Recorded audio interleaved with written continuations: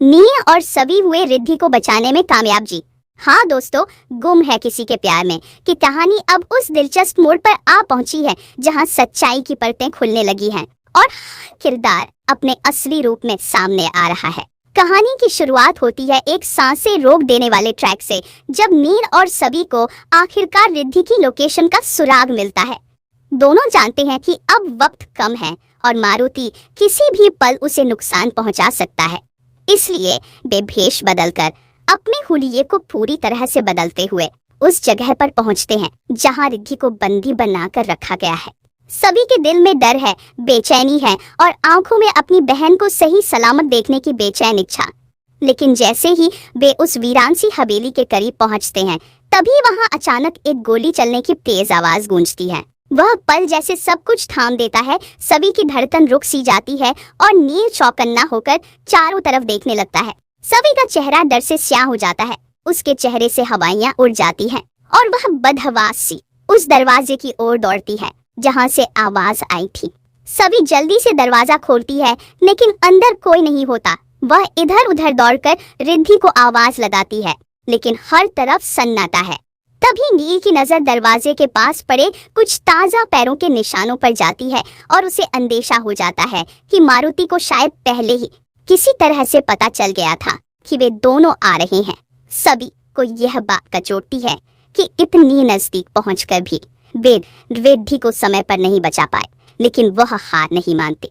उसका आत्मबल और बहन के प्रति प्यार उसे फिर से खड़ा करता है। नील और सभी दोनों मिलकर उस इलाके की छानबीन करने लगते हैं और जल्द ही उन्हें पता चलता है कि मारुति उस पुराने घर के पीछे बने तहखाने में छिपा है। सभी और नील दबे पांव उस दिशा में बढ़ते हैं और जैसे ही तहखाने का दरवाजा खोलते हैं, उन्हें सामने वह दृश्य नजर आता है जिसने उनके दिल को झकझोर दिया। रिद्धि वहीं बैठी है, डरी सहमी लेकिन होश में, और उसके सामने खड़ा है मारुति। एक बार फिर उसे अपने जाल में फंसाने की कोशिश करता हुआ, लेकिन इस बार माहौल अलग है। जैसे ही रिद्धि सभी की आंखों में अपने ये चिंता और सच्चा प्यार देखती है, उसे सारा भ्रम टूटता हुआ महसूस होता है। वो समझ जाती है कि सभी ही है जिसने उसकी खातिर जान जोखिम में डाली। सभी ही थी जिसने हर मोड़ पर उसे बचाने की कोशिश की, जबकि मारुति ने सिर्फ उसका इस्तेमाल किया। वो अचानक उठती है और बिना एक पल की देरी किए सभी की ओर दौड़ती है, उसे गले से लगा लेती है और कहती है, अब मुझे सब समझ में आ गया है। भाभी, आपने ही मुझे बचाया, आप ही मेरी सच्ची अपनी हैं। सभी की आंखें भर आती हैं। उसने जो चोटें सही, जो ताने सहे, वो पल में मिट जाते हैं जब उसकी बहन उसे दोबारा अपने दिल से लगा लेती है। लेकिन मारुति इस नजदीकी को देख आबूला हो जाता है और फिर से रिद्धि को खींचने की कोशिश करता है। तभी पीछे से नील आता है, उसे जमीन पर पटक देता है और उसकी कनपट्टी पर पिस्तौल तानकर कहता है, अगर एक भी हरकत की तो ये तुम्हारी आखिरी गलती होगी। मारुति एक पल के लिए डर जाता है और पुलिस से पहुंचने से पहले नील उसे बांधकर बाहर निकाल लाता है।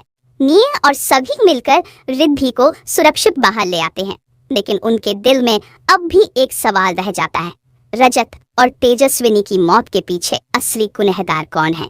क्या मारुति ही उस साजिश का हिस्सा था या कोई और उससे भी बड़ा खेल खेल रहा है? रिद्धि भी अब अपनी यादों को जोड़ने की कोशिश करती है, लेकिन उसके पास सिर्फ धुंधली तस्वीरें हैं। वहीं सभी और नील अब एकजुट हो चुके हैं। वे अब न केवल एक दूसरे पर पूरी तरह भरोसा करने लगे हैं, बल्कि रजत और तेजस्विनी की मौत की गुत्थी सुलझाने का संकल्प भी ले चुके हैं। अब कहानी एक और नई दिशा की ओर बढ़ रही है।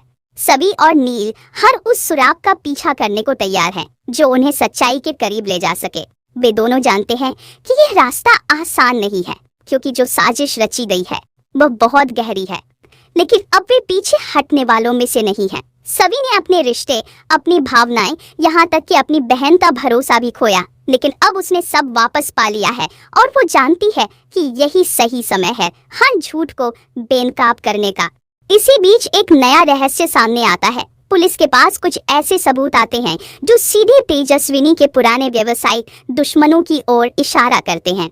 नील और सभी तुरंत पुलिस से वो फाइलें मांगते हैं और खुद छानबीन शुरू करते हैं। उन्हें कुछ पुराने सीसीटीवी फुटेज मिलते हैं जिनमें एक अनजान शख्स तेजस्विनी के ऑफिस के आसपास मंडराता दिखता है। यह शख्स मारुति नहीं है, बल्कि कोई और है, एक नया चेहरा जो अब तक पर्दे के पीछे से खेल खेलता आ रहा था।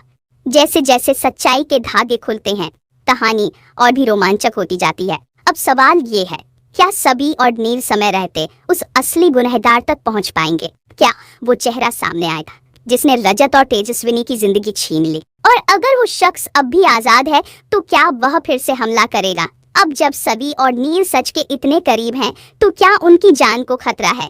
इस सब के बीच रिद्धि अब पहले से कहीं ज्यादा मजबूत हो चुकी है। उसने अपना डर, अपनी असुरक्षाएं पीछे छोड़ दी हैं और अब वह भी इस लड़ाई में अपनी बहन और नील का साथ देने के लिए तैयार है। तीनों मिलकर अब उस अंधेरे को मिटाने की ठान चुके हैं जिसने उनके परिवार को उजाड़ा। गुम है किसी के प्यार में की कहानी अब सिर्फ प्यार की नहीं, बल्कि सच्चाई, इंसाफ और परिवार की एकजुटता की बन गई है। इस नए ट्रैक में दर्शकों को देखने को मिलेगा भावनाओं का तूफान, रहस्यों की परतें और रिश्तों की असली कसौटी। सच्चाई की यह लड़ाई जितनी भावुक है, उतनी ही खतरनाक भी है।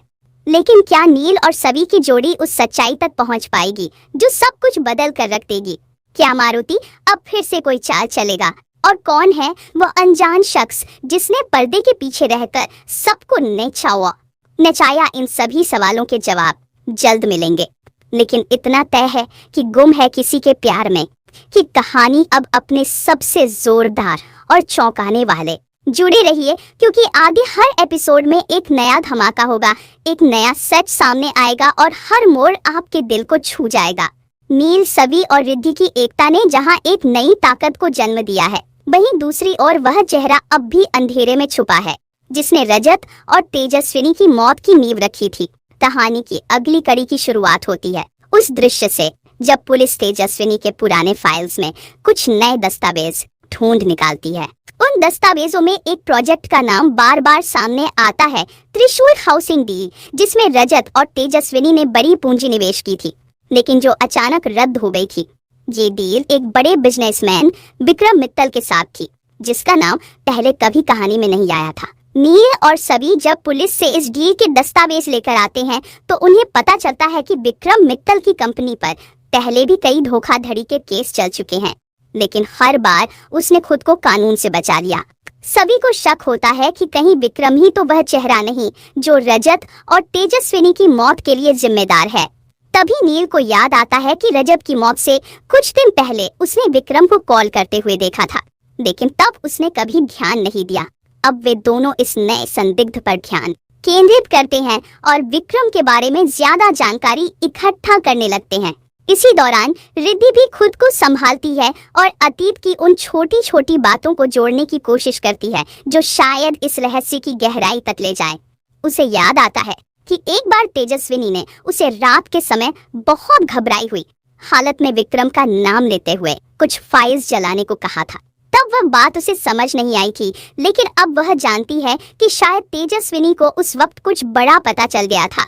इस खुलासे से सबी और नील को यकीन हो जाता है कि विक्रम के खिलाफ सबूत जुटाना बेहद जरूरी है। वे एक बार फिर भेष बदलकर विक्रम के ऑफिस के बाहर निगरानी शुरू करते हैं, जहां उन्हें कुछ ऐसे लोगों से मुलाकात होती है जो पहले विक्रम की कंपनी में काम करते थे। एक पूर्व कर्मचारी रोहित बताता है रजत और तेजस्विनी विक्रम के खिलाफ, लेकिन ठीक एक हफ्ते बाद ही तेजस्विनी की गाड़ी खाई में गिर गई और रजत की लाश एक संदिग्ध दुर्घटना में मिली। यह सब अब दुर्घटनाएं नहीं, बल्कि योजनाबद्ध हत्याएं लगने लगी हैं।